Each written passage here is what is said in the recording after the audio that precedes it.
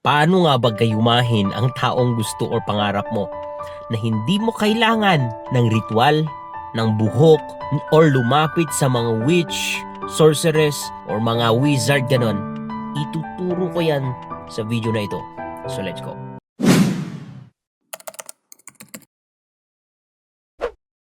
Anyway, I discourage you na mag-practice ng anumang klaseng ritual, gayuma, just like that, or lumapit sa mga wizard.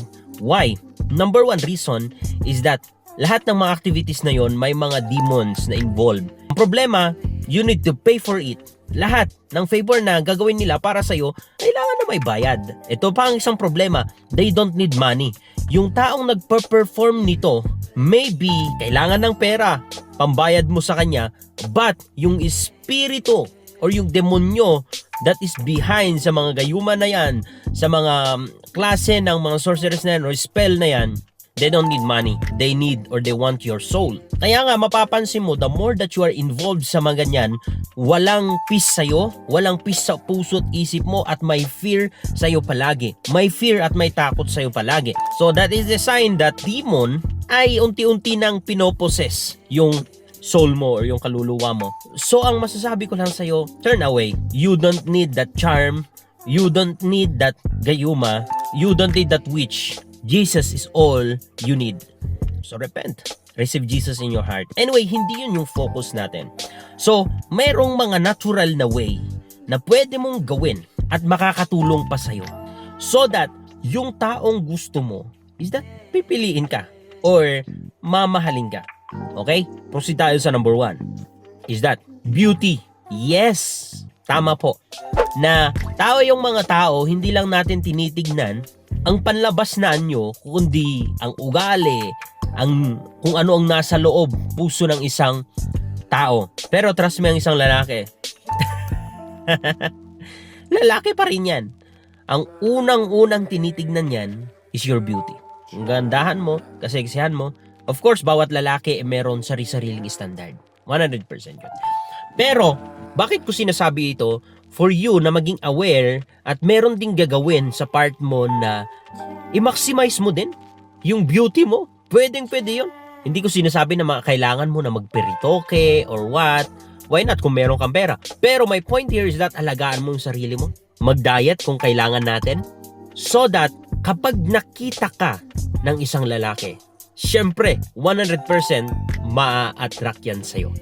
Kasi nakuha mo yung kanyang attention using yung ganda. Okay?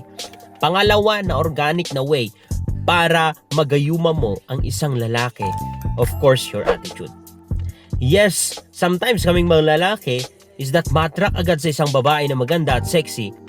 Ang problema dito, kapag nakilala namin yung anyang ugali, nakaka-turn off yun. Tandaan mo yun. So, para ma-maintain yung attention na nakuha mo, kailangan na ayusin mo din yung ugali mo. Anything na toxic, anything na nagre-repel sa isang lalaki, like yung pagiging close-minded ni misan, or anything, yung pagiging toyoin, hindi mo talaga yan maaalis sa isang babae. Nandyan na yan, pero i-minimize mo naman, okay? Ilugar mo naman. So, i-check mo din yung ugali mo. Unang-una sa lahat, kailangan mong maging mabait. Hindi man sa lahat ng tao, kundi at least merong kabaitan na nakikita sa'yo. Next is that your ability na mag-alaga. Yes, hindi ko sinasabi na magiging yaya ka, just like that, or servant. But, kaming mga lalaki na a-attract kami sa babae na marunong mag-alaga or nakikita namin na alam niyang mag-alaga. Why? Kasi a lot of us ay kulang sa pag-aalaga. Kaya mapapansin mo sa bahay, mostly lalaki talaga ang magulo. Lalaki ang hindi masyadong organized. That is why we needed a woman na gagawa iyon para sa amin. Dahil sa pag-busy kami sa pagpo-provide, busy kami sa pagpo-protect sa family namin, yun ang hinahanap namin is that yung babae na busy din sa pag-aalaga sa amin. That is why kung nakikita namin na marunong kang mag-alaga ng mga magulang mo, ng ibang tao, ganon, yung mga approach mo ba or yung mga ginagawa mo is that nakikita namin that you really care for people. For us, automatic na nasa isip na namin, ito yung babae na para sa amin kasi mararamdaman namin yung pag-aalaga niya sa amin. At yun yung hinahanap or yun yung kailangan namin. So, malaki yung chance na talagang mamahalin ka. Okay? Next is that peace. Kapag ikaw yung babae na makapag-provide ng peace sa kanya, of course, trust me, ikaw ang kanyang hanapin. Mapapansin nyo kapag magulo yung pamilya ng isang lalaki, hindi yan palaging nag-i-stay sa bahay, kundi nag-i-stay yan sa mga kaibigan. Bakit? Sa mga kaibigan niya, nararamdaman niya yung acceptance doon. Sa mga kaibigan niya, nararamdaman niya yung peace doon. Nararamdaman niya yung support doon. So, I encourage you, ladies, that if you want na ikaw yung magiging tahanan ng isang lalaki, palaging inuuwian ng isang lalaki, kailangan i-provide mo yun sa kanya. Peace, support, and acceptance. Napakahalaga itong tatlo na to. Unang-una, peace. Why?